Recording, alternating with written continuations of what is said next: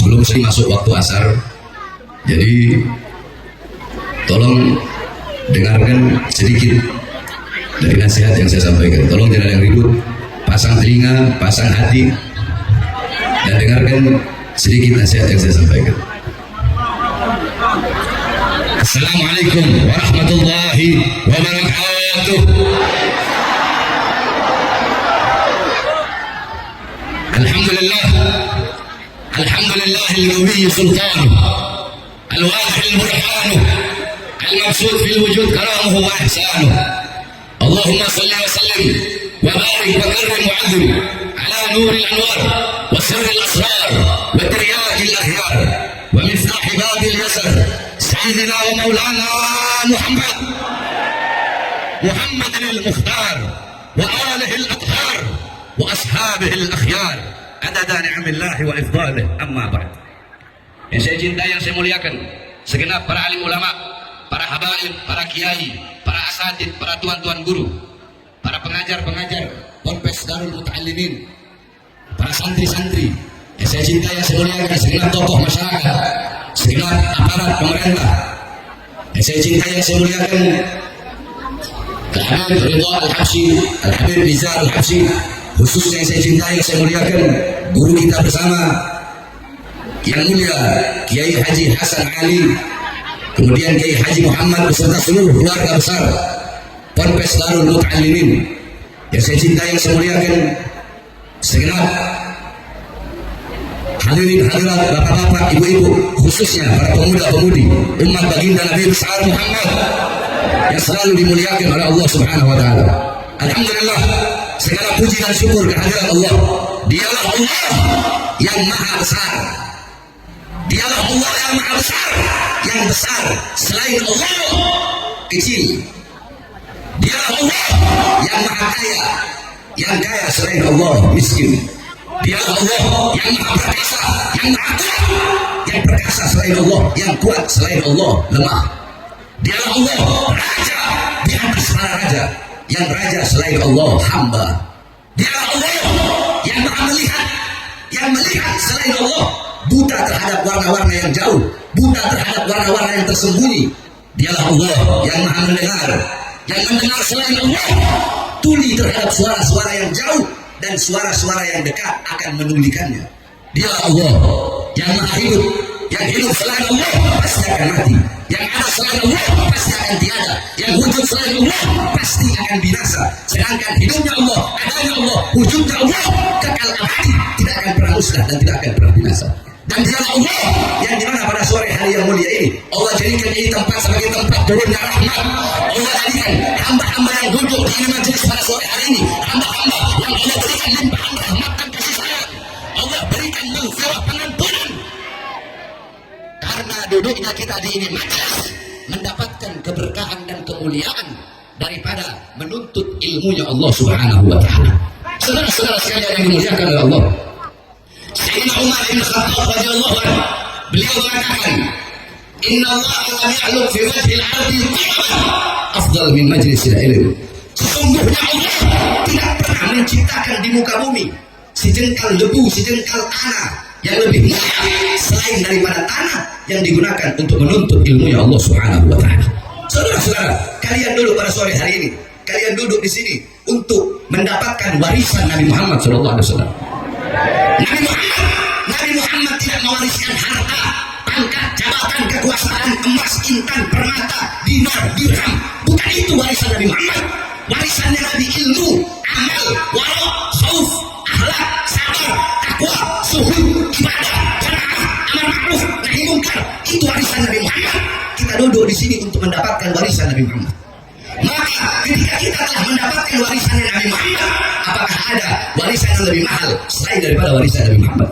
Apakah ada warisan yang lebih bermanfaat bagimu dunia akhirat, yang lebih berharga bagimu dunia akhirat, yang lebih membuat engkau bahagia dunia akhirat, yang lebih membuat engkau selamat, yang menyelamatkanmu dunia akhirat, yang membahagiakanmu dunia akhirat?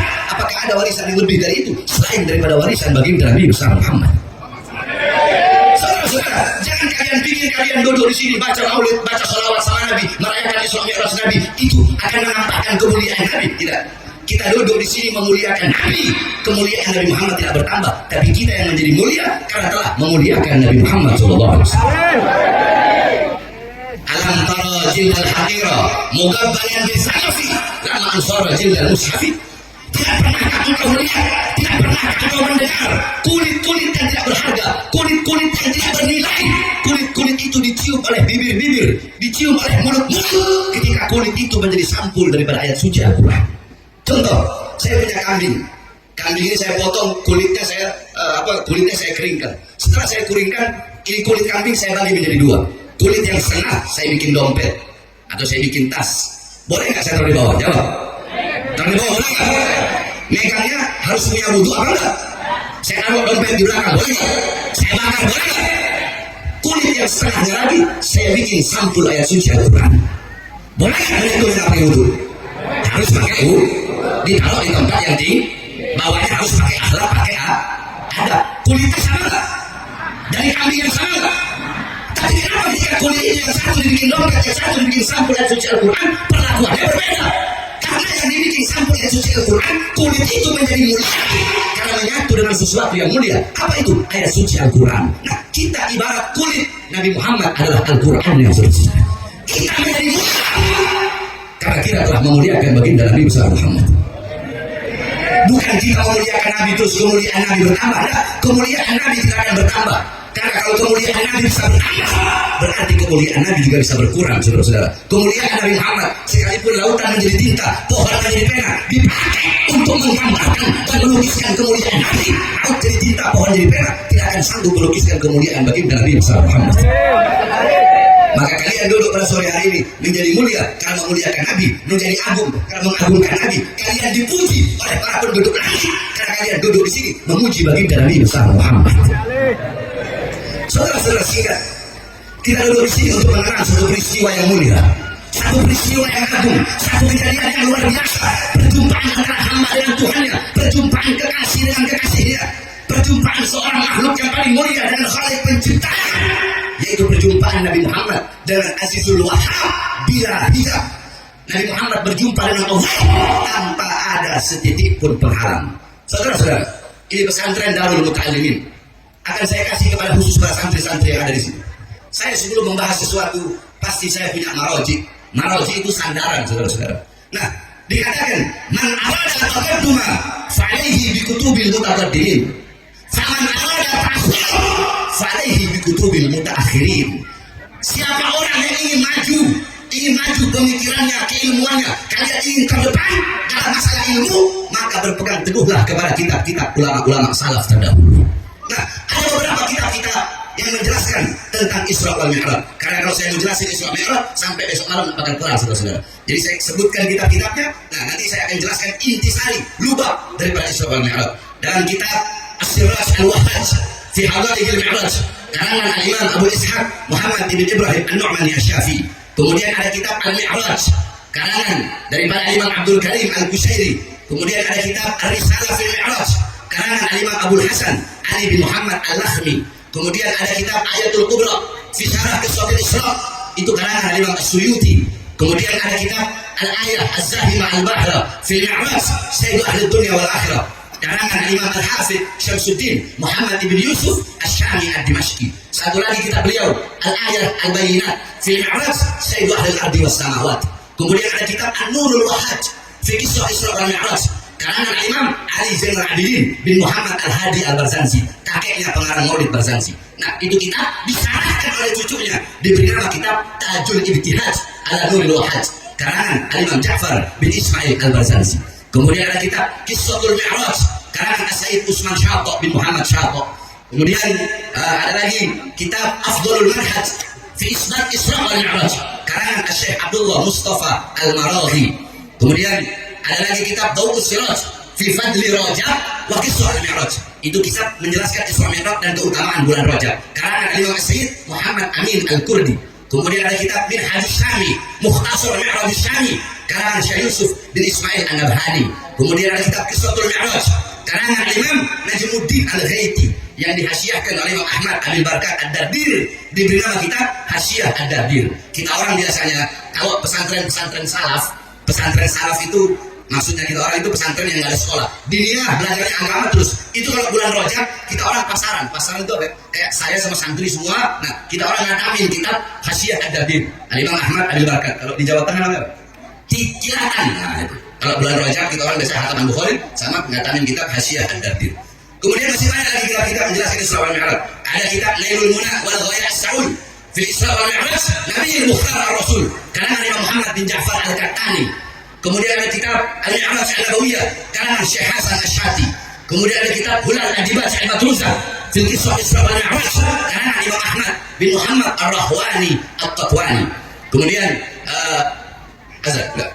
belum. Kemudian masih banyak lagi ada kitab karangan Turkani Al-Anwar Al-Bahiyah fil Mi'raj Khairil Bariyah karangan Abuya Al-Imam As-Sayyid Al-Habib Muhammad bin Alwi Al-Maliki Al-Hasani. Kemudian ada kitab Yawaqid Taj Al-Wahaj fil Isra wal Mi'raj karangan daripada Imam Muhammad bin Muhammad Al-Bagir Al-Kattani. Kemudian kitab Al-Isra wal Mi'raj Mu'jizatul Kubra li Sayyidil Anbiya karangan Imam Syekh Rafi' Al-Jauhari. Dan masih banyak lagi kitab-kitab yang menjelaskan tentang Isra wal Mi'raj. Engkau pelajari dengan benar-benar kitab-kitab yang saya sebutkan tadi, maka engkau akan mendapatkan hikmah, mendapatkan lubang, intisari betul-betul pelajaran yang luar biasa daripada kisah Isra wal Mi'raj. Singkat saudara-saudara, tadi telah dibacakan oleh Kiai Hasan ayat yang dimana Allah berfirman, Subhanalladzi asra bi'abdihi lailan minal masjidil haram ilal masjidil aqsa. Perhatikan baik-baik. Kita di sini ngaji. Allah mengawali ayat tersebut dengan kalimat Subhana. Dengan kalimat apa? Ayo semua doa bareng-bareng kita baca. Ikuti saya. Bismillahirrahmanirrahim. Quran keras. Bismillahirrahmanirrahim. Subhanalladzi asra bi'abdihi lailan minal masjidil haram ilal masjidil aqsa. Subhana bima'na tanzih, yakni tanzihullah min kulli su'. Subhana bima'na al-bara'ah, bara'ah lillah min kulli nafsin wa su'in wa mithli dhalik. Allah memulai kalimat tersebut dengan kalimat tasbih subhana. Jadi kalau ada yang pakai subhana, ayat Quran pakai subhana sama nggak pakai subhana itu nggak sama. Kalau ada ayat yang memakai diawali kalimat tasbih, kalau ayat itu menceritakan tentang tempat atau waktu atau kejadian atau sosok atau apapun itu, kalau pakai tasbih pakai subhana sama nggak pakai subhana itu nggak sama. Kalau ada ayat pakai subhana awalnya subhana diawali dengan kalimat tasbih, kalau menceritakan sosok berarti sosok itu sosok yang luar biasa. Kalau menceritakan tempat berarti tempat itu tempat yang luar biasa. Kalau menceritakan kejadian peristiwa berarti kejadian peristiwa itu bukan yang biasa tapi kejadian dan peristiwa yang luar biasa. Kenapa? Karena diawali dengan kalimat tasbih. Paham? Nah, tadi kalian sudah bilang, sudah ikuti saya. Tasbih yakni bermakna tanzih. Tasbih itu maknanya mensucikan Allah, mensucikan Allah dari segala kekurangan, dari segala keburukan. Bara'ah, melepaskan Allah dari segala aib, dari segala keburukan, kekurangan, kejelekan.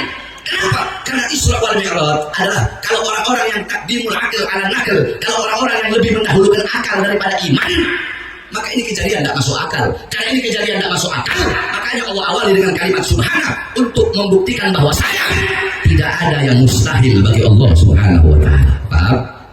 Subhana, paham? Subhanalladzi asra bi 'abdihi, maha suci zat yang telah memperjalankan pada malam hari abdihi, hambanya. Perhatikan, Allah memakai kata abd, hamba. Apa itu hamba? Al-abd, hamba yang utuh. Maksudnya hamba yang utuh bil jasad baruh, ra'a bi'adatil 'ain, sami'a bi'adatil 'udhun. Hamba yang utuh itu hamba yang melihat pakai alat mata, mendengar pakai alat telinga, menyentuh pakai alat tangan, merasa pakai alat hati, berjalan pakai alat kaki. Itu hamba yang utuh. Sebab ada sebagian riwayat dari mereka berpatokan kepada hadis Sayyidatuna Aisyah radhiyallahu anha yang mengatakan Rasulullah Isra wal Mi'raj fil manam. Nabi Muhammad Isra wal Mi'raj itu cuma melalui mimpi, bukan hanya ruhnya saja, bukan jasadnya. Tetapi pendapat yang paling kuat, Nabi Muhammad Isra wal Mi'raj dengan jasad dan juga ruh. Kenapa? Karena di ayat situ Allah memakai kata abd, hamba. Kecuali kalau Allah pakai kata mayit. Subhanalladzi asra bi mayyitihi. Kalau mayit jasad nggak ada ruh. Kalau namanya hamba berarti ada ruhnya, jasadnya berjumpa dengan Allah tanpa ada setitik pun penghalang. Saudara, paham? Subhanalladzi asra bi 'abdihi lailan di situ memakai isim nakiro. Ya. Contoh, itu rumah. Saya bilang, saya pakai isim ma'rifat alif lam. Al-baitu. Al-baitu isim ma'rifat artinya rumah itu. Itu rumah warnanya putih, itu rumah 2 tingkat, gentengnya warna coklat, dalam rumah itu ada ini. Tapi kalau saya bilang baitun dengan tanda tanwin, rumah itu warna apa? Rumah itu gentengnya gimana? Rumah itu terbuat dari apa? Dalam rumah itu ada siapa? Nggak tahu. Nah, kenapa Allah pakai lailan? Bimakna taklil fi muddatil isra. Maknanya untuk penyedikitan daripada waktu malam. Allah ingin menunjukkan Nabi Muhammad Isra Mi'raj bukan 1 malam penuh. Sebab kalau al-lail berarti 1 malam penuh. Berarti hanya Allah yang tahu berapa waktu Nabi Muhammad Isra dan Mi'raj berjumpa dengan Allah Subhanahu wa taala. Minal Masjidil Haram, Isra dari Masjidil Haram. Apa itu Masjidil Haram? Tempat yang mulia, tempat yang agung. Sampai dalam hadis Rasulullah mengatakan, salatun fi masjidi hada afdal min alfi salatin fi ma siwahu. Salat di masjidku ini, maksudnya Masjid Nabawi, lebih utama daripada 1000 kali salat dibandingkan masjid yang lain, illa Masjidil Haram, kecuali Masjidil Haram. Salatun fi Masjidil Haram afdal min mi'ati alfi salatin fi ma siwahu. Salat di Masjidil Haram 100.000 kali lebih utama dibandingkan dengan masjid-masjid yang lain. Minal Masjidil Haram ilal Masjidil Aqsa. Dari Masjidil Haram ke Masjidil Aqsa. Apa itu Masjidil Aqsa? Tempat yang mulia, tempat yang agung, tempat yang suci, tempat dimi'rajkan Nabi Muhammad sallallahu alaihi wasallam. Dalam hadis Rasulullah SAW bersabda, "La tushaddur rihal illa ila 3 masajid, Masjidil Hada wa Masjidil Haram wa Masjidil Aqsa." Tidak ada bepergian yang lebih utama selain pergi ke 3 masjid, Masjid Nabawi, Masjidil Haram, dan Masjidil Aqsa. Nabi Muhammad Allah isrokan dari tempat yang mulia menuju tempat yang mulia. Allah naikkan dari tempat yang mulia menuju tempat yang paling mulia sehingga berjumpa langsung dengan Allah Subhanahu wa taala. Ketika itu saya kalau mau ceritakan gimana Mi'rajnya nggak bakal selesai. Ini waktu sebelum jam 4 harus selesai karena kita bakal sholat asar. Nah, intinya saudara-saudara, ketika Jibril alaihissalam ditanya oleh Rasulullah, "Wahai Jibril, ayo kau ikut dengan kau berjumpa dengan Allah." Apa kata Jibril? Kata Jibril, "Wahai Muhammad, wahai Rasulullah, aku tidak akan bisa berjumpa dengan Allah. Aku akan hancur, aku akan musnah, aku akan terbakar, aku akan menjadi abu, hancur lebur. Hanya engkau yang bisa berjumpa dengan Allah."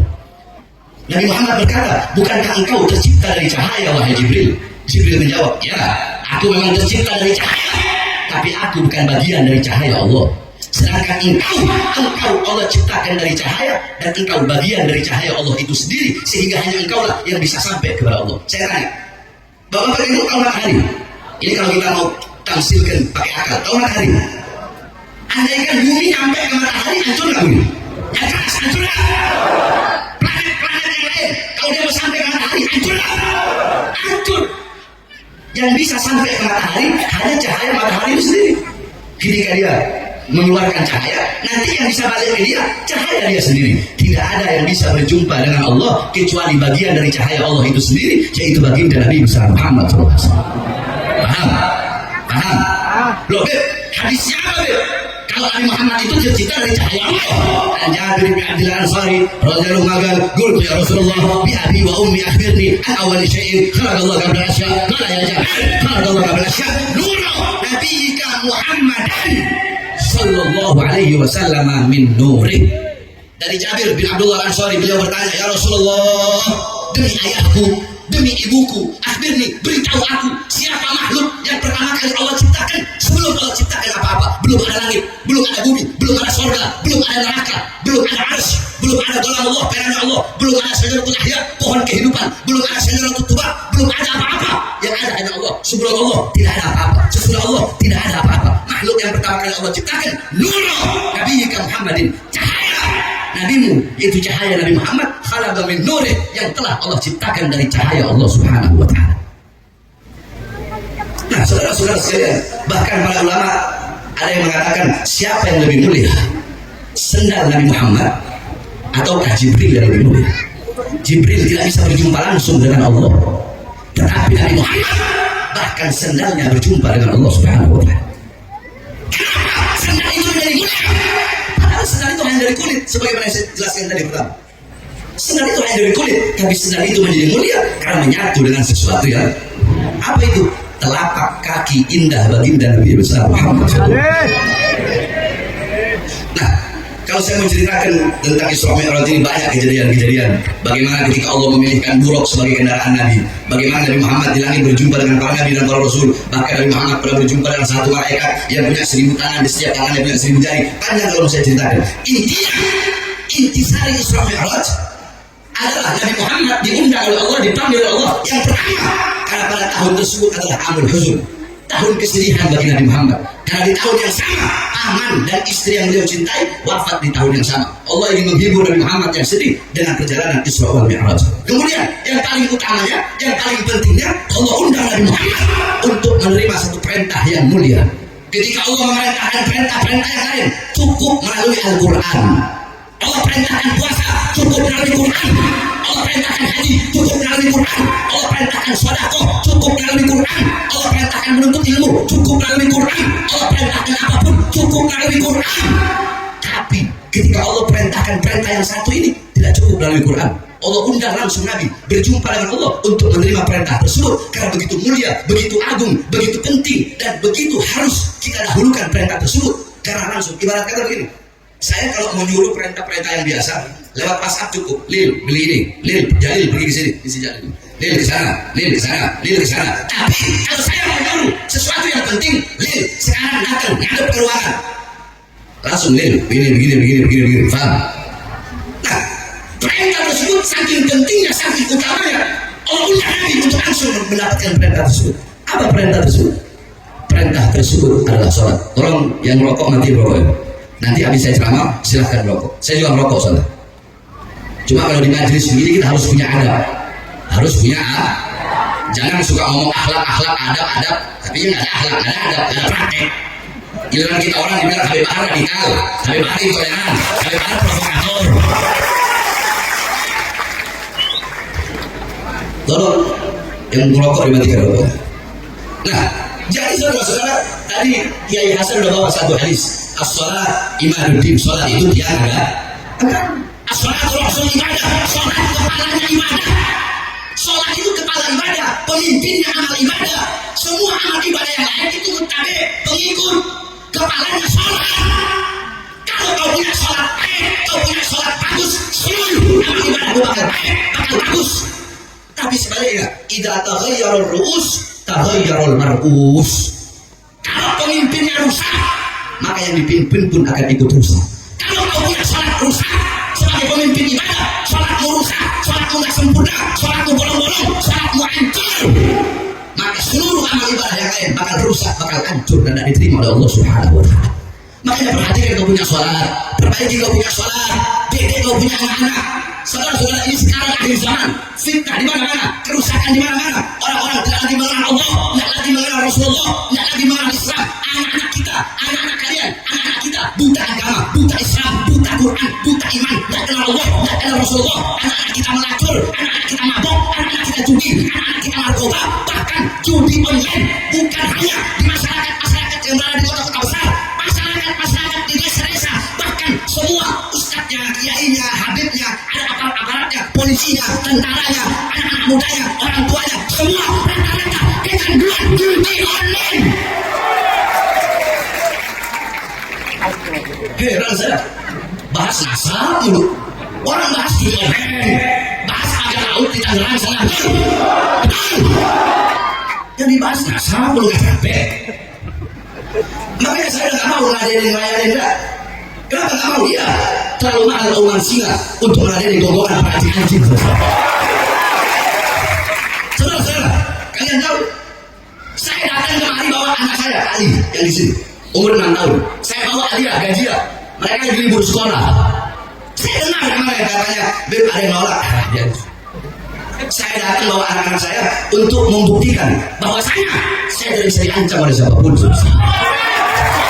Buktinya apa? Mau diancam, mau turun ke jalan. Saya bawa anak-anak saya. Apakah terlihat wajah saya seperti wajah orang yang ketakutan? Terlihat seperti wajah yang terkena ancaman? Enggak, justru saya sampaikan kepada mereka, saya tunjukkan kepada mereka bahwa saya bawa anak-anak saya anggap ancaman mereka sebagai hiburan untuk anak-anak saya berlibur selesai. Bahkan saya tidur nyenyak. Loh, kok bisa tidur nyenyak? Ditolak ini tapi tidur nyenyak. Ya, saya tidur nyenyak. Kenapa? Karena saya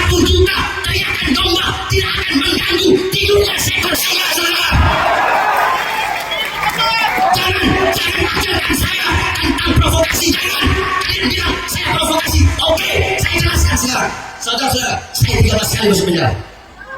Saya keluar masuk penjara, baru bebas 1 hari, langsung dibawa ke Nusa Kambangan. Bebas dari lapas Gunung Sindur, belum 1 bulan masuk lagi kasus KM50, saudara. Jadi jangan. Saudara, saya dibilang provokasi, dibilang pemecah belah. Sekarang saya tanya, Anda masyarakat Malang, jawab yang keras. Saya bebas dari lapas Gunung Sindur itu siang tahun 2021. Kalian dengar?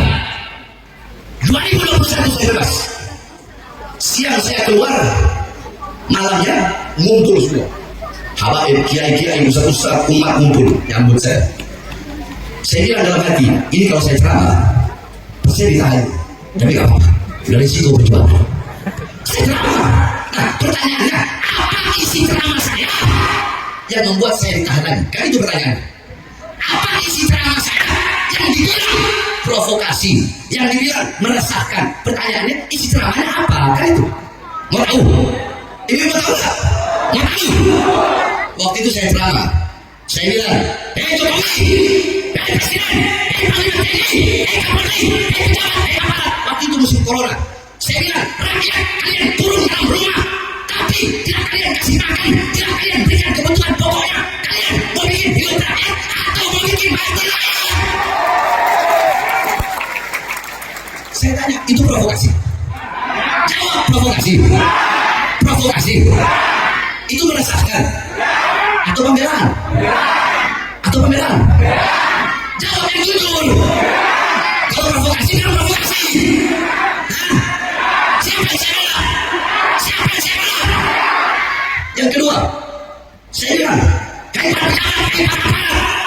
berapa banyak warung-warung kecil, warung-warung Sunda, warung-warung Betawi, warung-warung Batak, warung-warung Jawa, kalian tutup di masa corona, tapi perusahaan-perusahaan besar, perusahaan-perusahaan asing tetap buka di masa corona. Itu provokasi, meresahkan. Terus apa? Apa? Siapa yang saya bilang? Siapa yang saya bilang? Yang ketiga saya bilang, hei pejabat, hei aparat, hei para pemangku kekuasaan, hei para anggota dewan. Berapa banyak pemuda-pemuda yang pengangguran di masa corona? Pemuda-pemudi banyak yang pengangguran, tetapi tenaga kerja dari asing terus kalian kirim dari Cina ke daerah Polewali, apa ke daerah Borowali. Padahal lagi musim corona, pengangguran banyak, tapi tenaga kerja kalian kirim dari Cina. Itu provokasi. Provokasi. Merasakan. Terus apa? Apa? Setelah selesai saya ceramah, besok malamnya saya dibawa lagi langsung ke Nusa Kambangan. Tangan saya diborgol, borgol tangan, borgol perut, dari borgol tangan nyambung ke perut, dari borgol perut nyambung ke kaki. Yang ceramah saya tadi, yang membela bangsa dan rakyat. Yang saya bela rakyat, yang saya bela masyarakat, masyarakat yang susah, masyarakat yang kelaparan, masyarakat yang dibohongi oleh para penguasa besar, penguasa biara, masyarakat yang kelaparan, masyarakat yang diberikan janji-janji palsu. Yang saya bela masyarakat rakyat yang susah, yang kelaparan, yang menderita. Oleh karenanya, bagi saya, untuk bangsa, untuk rakyat, untuk NKRI, untuk Indonesia, untuk merah putih, jangan kalian menjala nyawa saya, jiwa saya, darah saya, murah harganya, tumpah untuk bangsa dan rakyat Indonesia saja. Kalian apa yang sudah kalian bikin buat bangsa dan rakyat ini? Jadi jangan ajari saya tentang provokasi. Saya tanya, selama saya berusaha ini, paling 5 menit. Sahabat Islam tadi, ilmu bukan? Ilmu bukan? Jangan. Makanya kalau melihat isi ceramah saya, melihat yang penuh. Jangan hanya melihat dengan mata hasut, dengan mata iri, dengan mata dengki, dengan mata kebencian. Saya sampaikan kepada kalian, sampai kiamat kalian ingin menghancurkan Balawi, ingin menghancurkan Balawi. Dan Allah, kami Balawi, semakin kalian gempal, kami bagaikan besi yang akan semakin panas dan menjadi berat yang terhenslah dan melawan saya. Jadi jangan. Saya ceramah dengan rakyat. Tanggal 20 Oktober, pas pelantikan Prabowo, saya ceramah di Lampung, saudara-saudara. Banyak yang ngomong gini, Habib Bahar, kalau Prabowo udah jadi presiden, bakal keok itu, bakal takut itu, nggak boleh lagi kritik pemerintah. Banyak yang ngomong, 20 Oktober. Pas perhatikan Prabowo. Apa saya bilang? Prabowo, jika engkau mengeluarkan kebijakan-kebijakan yang menguntungkan rakyat, yang membahagiakan rakyat, kami rakyat akan dukung 1000%. Kalau Prabowo kabinetnya, pemerintahannya pro kepada rakyat, dukung apa tidak? Dukung apa tidak? Dukung apa tidak?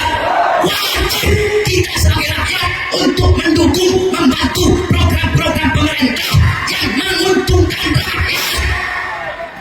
Tapi belakangnya ntar dulu. Saya bilang, tapi kalau sampai Prabowo dan pemerintahnya engkau mengeluarkan kebijakan-kebijakan yang menyengsarakan rakyat, yang memiskinkan rakyat, yang menguntungkan asing, maka akan saya lakukan sampai dengan malam yang bisa negara. Indonesia merdeka, merdeka, merdeka. Allahu Akbar. NKRI harga mati, merah putih harga mati, Pancasila harga mati. Allahu Akbar. Jangan kalian mau meragukan nasionalisme saya, jangan. Ayah jangan dari ayam. Musola jangan dari masjid. Jadi saudara-saudara sekalian yang dimuliakan Allah, Pilpres sudah selesai, betul. Pilkada sudah selesai, betul.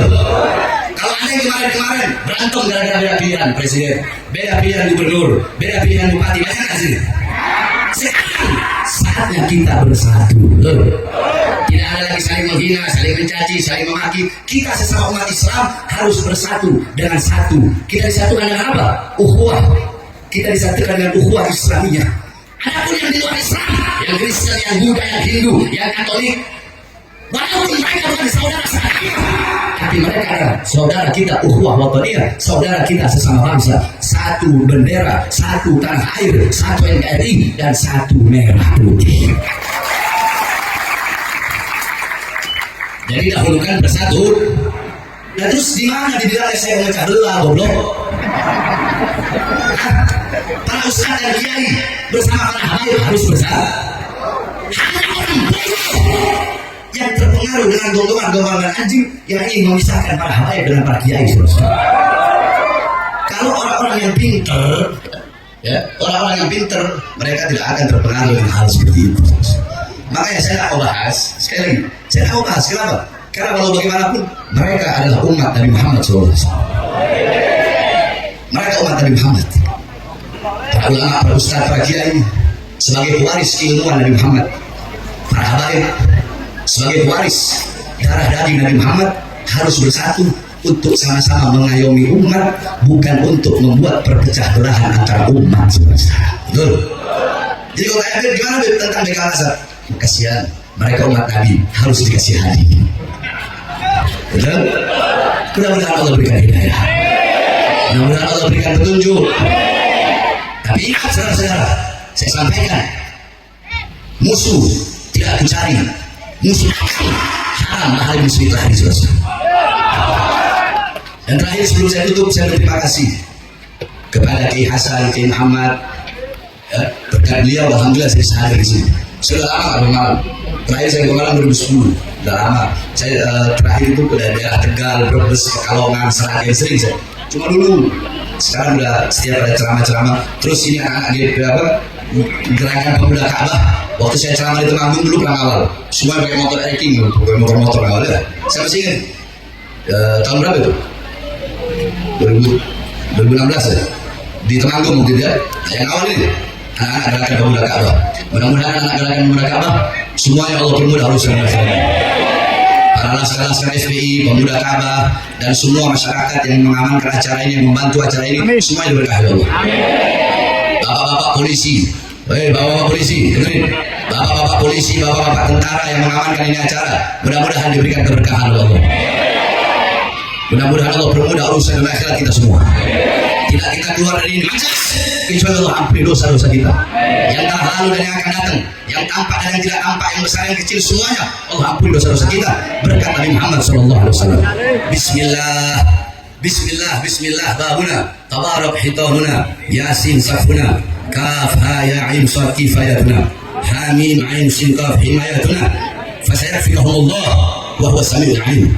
Fasayakfikahumullah wa huwa samiul alim. Fasayakfikahumullah wa huwa samiul alim. Wa sallallahu alaihi wasallam Muhammad wa ala alihi wasallam walhamdulillahirabbil alamin. Sebelum saya tutup, saya ingatkan sekali lagi, jangan pernah ancam-ancam saya. Orang yang tidak makan dengan ancaman. Saya keluar rumah untuk menyampaikan kebenaran. Saya bawa kain kafan, mau pulang tinggal naik